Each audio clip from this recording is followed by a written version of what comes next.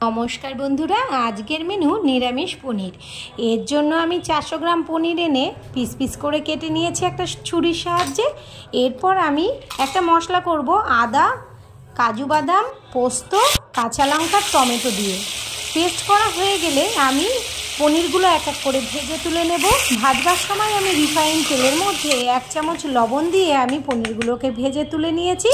एरपर आमी एकटा बाटीते गरम जल करे गरम जलेर मধ্যে लवण दिए आमी पनीरगुलोके दिए दिएछि। एते पनीरगुलो भीषण स्पंजी हय और खूब नरम तुलतुले थाके।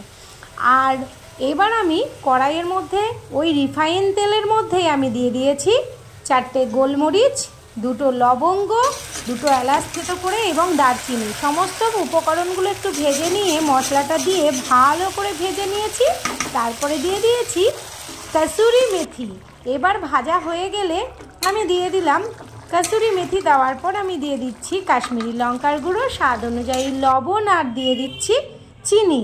সমস্ত উপকরণগুলো খুব ভালো করে ভাজা ভাজা করে নিয়ে জল শুদ্ধ পনিরটা ঢেলে দিয়ে একটু ফুটিয়ে নিয়ে নামিয়ে গরম গরম পরিবেশন।